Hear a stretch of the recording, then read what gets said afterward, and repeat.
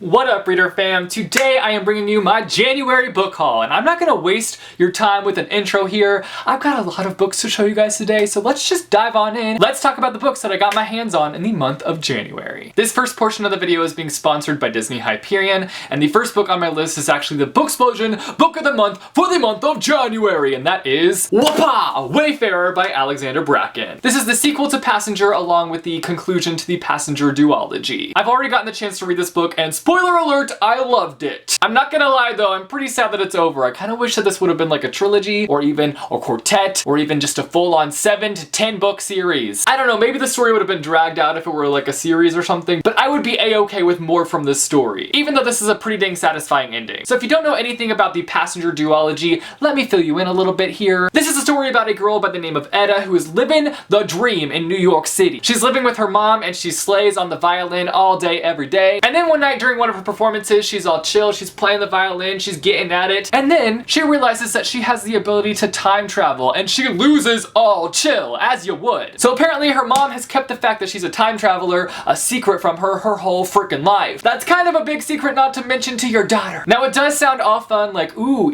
she gets to time travel, but she's also being hunted for an object that she's believed to know the location of, except for the fact that she has no idea what this object is, what it does, or where it's located. It's a top-notch adventure story, and if I had the ability to play the violin, then I would play a song of my love for this duology. But I'm incapable of playing the violin, so you're just gonna have to take my word for it. The Booksplosion live show for Wayfarer is happening on March 4th at 7 p.m. Eastern Standard Time over on Poland Bananas Books channel. So if you've read this book, then definitely join us for the live show. It's gonna be banging. Next up, I have the Booksplosion Book of the Month for the month of February, and that month we are working with Bloomsbury, and it is The Edge of Everything by Jeff Giles or Jeff Giles. I haven't decided how you say his name yet, because I know somebody who has the same last name in real life and they go by Giles, but I've heard people say Giles, so I don't know which one to go with. And Google didn't help a brother out. I need Jeff Giles or Giles to confirm which way he says his name. I'm making this a way bigger deal than it needs to be, but I just like to know how to pronounce people's names so I don't butcher them in videos. This story follows a girl by the name of Zoe who just can't seem to catch a break in life. Her father passed away in a caving accident, and her neighbors mysteriously disappeared without a trace. And then one night, Zoe and her brother are camping in the middle of nowhere in the woods during a blizzard, which, first of all, why are you camping out in the middle of nowhere when there's a blizzard? What y'all doing? Anyway, on top of everything else that's going wrong in Zoe's life, her and her brother are attacked. If I were ever attacked, one of the last places I would want to be attacked in would be a blizzard. I'd also really hate being attacked like on a cliff or near lava. Okay, I'm gonna stop before I bunny hop into a cave of no return. Anywho, the two are rescued by a bounty hunter who goes by the name of X. And X has been sent from this place called the Lowlands, where he has come to suck up the soul of the person who attacked Zoe and her brother. I have no idea why he needs this soul. Maybe he's a soul collector. Maybe that's just what he does in his free time. He's got an interesting hobby. I ain't judging him. I also know nothing about this place where X comes from, but apparently he's bound to this place and he doesn't like being bound to this place. He doesn't want to have anything to do with the Lowlands anymore. So I'm eager to learn A, why he's stealing souls, and B, more about the Lowlands. It sounds like it's gonna be a high energy and compelling story. We don't have a live show date yet set for this book, but we'll be blasting it all over our social medias once we figure out what day we're gonna be having the live show. So keep your eyes peeled for that. Next up, I picked up the sequel to Truth Witch, Wind Witch by Susan Dennard. And I gotta be honest with y'all, it pains me that I have yet to read this book. I wanna read it right now, but I got so many books I gotta read before I can read this book. I am ready to be reunited with my fave duo, Safia and Isolde. I just wanna be reunited. I also just really wanna know what goes down in this book, because I know stuff's gonna go down. If you don't know anything about this series, it takes place in a world full of witches, and we follow a truth witch who can discern between a truth and a lie, and a thread witch who can read the different connections between people, the connections that people have. It's an epic tale jam-packed with action scenes with a focus on friendship,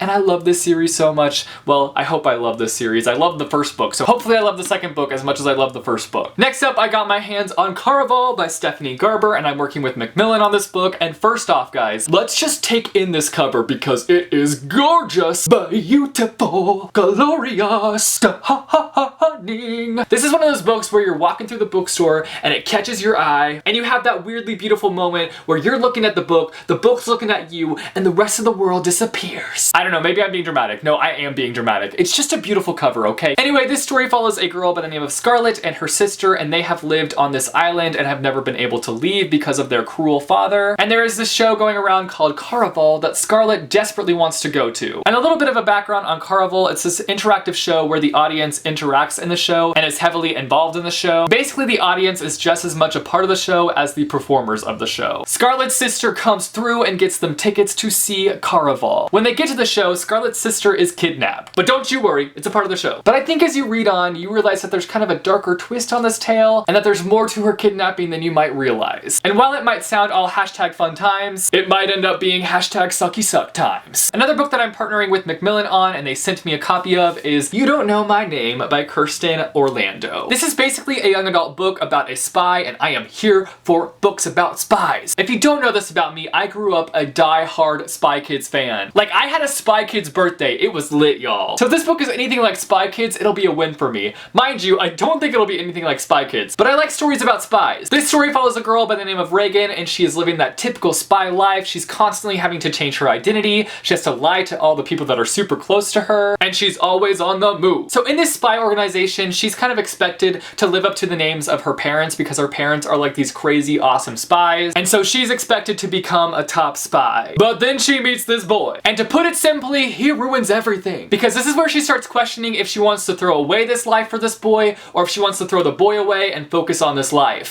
Reagan, I have the answer for you. Throw away the boy and get your head in the game. Gotta get your head in the game. I'm really looking forward to reading this, and I think it'll hit me right in the nostalgia and bring me back to my Spy Kids days. Then I picked up Flying Lessons and Other Stories by a bunch of different authors, edited by Ellen O. A big reason why I wanted to pick up this book is because of Ellen O. She is the co-founder of We Need Diverse Books, and this book is full of stories from diverse authors about diverse characters. And it's one of my goals to read more diversely this year, so it was a given to pick this book up. Next up, I partnered with Source Books, and they hooked me up with The 100 Lies of Lizzy Lovett by Chelsea Sidoti. I've actually already read this book, and I have a video review on this book, so if you want to hear all my thoughts, I will leave a link to that video down below. This story does not actually follow a girl by the name of Lizzy Lovett. I guess it kind of does actually now that I think about it, but we really follow our main character Hawthorne, who becomes completely consumed by this missing persons investigation, that missing person being Lizzy Lovett. Hawthorne just full on gets caught up in this case and starts doing some pretty crazy things, like working at the place that Lizzy worked at, visiting the place where Lizzy went missing, and becoming friends with Lizzy's ex-boyfriend. It's definitely got a very thriller vibe to it, but trust me when I say that it's not a thriller at all. So our main character comes up with this crazy theory about what happened to Lizzy, and she begins convincing herself that it's true, even though it is ridiculous. You're gonna have to read it to find out what this theory is. It's a really interesting story, and our main character is kind of nuts, but she also kind of brings in the entertainment value with this story because it is kind of more of a serious story, but that main character is whack. Next up, I picked up Scar Island by Danja Meinhardt, and Danja Meinhardt is like one of the only middle grade authors that I really keep up with. His books are always heart-wrenching and beautiful, and I'm just really looking forward to reading this one because I'm sure it's gonna hit me in the feels like his other two books did. This story is about a boy who ends up on this island where he is attending the school for troubled boys. One day their leader is killed by this freak accident, and so the boys are kind of left to have to fend for themselves. They're excited for their newfound freedom, but they're also in danger. I don't know what that danger is. I'm gonna have to find out when I read the book, but the boys must work together in order to protect themselves. Next up, I partnered with Simon & Schuster, and they hooked me up with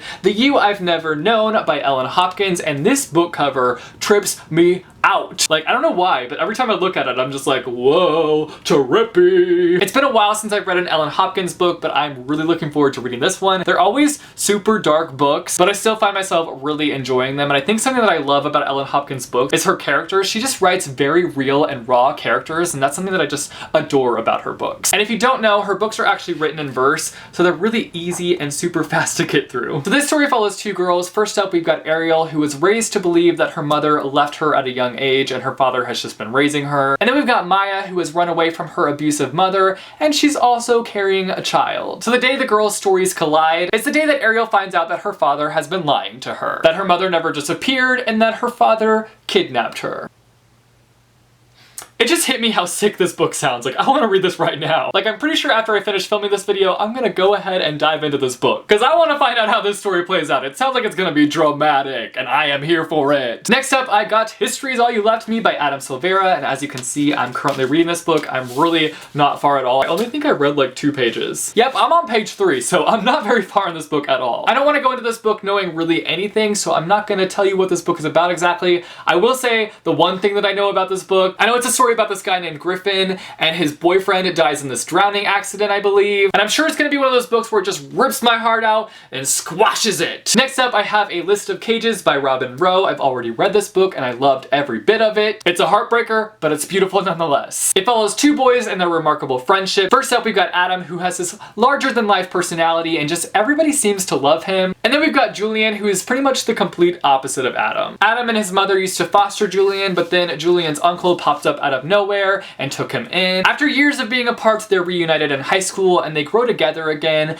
And then one day, Adam realizes that Julian is keeping a very big secret from him. So Adam kind of gets to the bottom of the secret, and then he kind of has to figure out what to do with that information. The last 3 books were sent to me unsolicited, but they sound like books that I'm going to enjoy, so I'm gonna go ahead and show them to you guys. First up here, I have The Radius of Us by Marie Marquardt. I'm just gonna read to you the little inside flap of this book because it's what made me want to read this book. What happens when you fall in love with a person everyone seems determined to fear? 90 seconds can change a life. 90 seconds to survive an attack. 90 seconds for the world's perception of you to change. 90 seconds to begin falling in love. 90 seconds can change a life. So how will the 90 seconds of Gretchen and Phoenix's first encounter change theirs? Then I received an arc of when Dimple met Rishi, and there has been so much buzz surrounding this book lately. Like, I've seen so many people reading and reviewing this book and giving it high ratings, and people are just obsessed with it, and it's not even out yet. It comes out May 30th, and people are already going crazy over it. So to put it simply, I'm excited to read this book and to see what all the rave is about. This is a contemporary story about 2 Indian Americans whose parents have arranged for them to be married. It just sounds like it's gonna be such a fun and lighthearted contemporary story, and those are some of my favorite contemporary stories. And finally, the last book I have here is Loving vs. Virginia. This is a historical fiction book written in verse that takes place during 1955, with a focus on the civil rights case that takes place in Caroline County, Virginia. It's about 2 teenagers, one white and one black, falling in love during a time when it wasn't accepted. I feel like this book has the potential to be super powerful, so I'm really looking forward to reading this one. So those are all the books that I got my hands on in the month of January. Holy crap, I was gonna slow down on like receiving books and buying books, but it's just not happening. I don't think it's ever gonna happen. I just need to accept defeat, and that's okay. I love books, so why not just let the books love me back? You guys should let me know down below some of the books that you picked up in the month of January, or a book that you picked up recently that you're just super excited to read. If you want to see more from me, you can find me over on Jesse George Vlogs, my vlog channel where I post vlogs. You guessed it, vlogs. I'm also on Instagram, Twitter, and Tumblr as Jesse the Reader, so hit me up, y'all. I'd love to talk to you guys about books. If you like this video, be sure to give it a big thumbs up. I post videos frequently on this channel, so if you want to be notified for when I post new videos, be sure and go and click subscribe. Thanks for watching, guys, and I will see you soon with a new video. Bye, chew.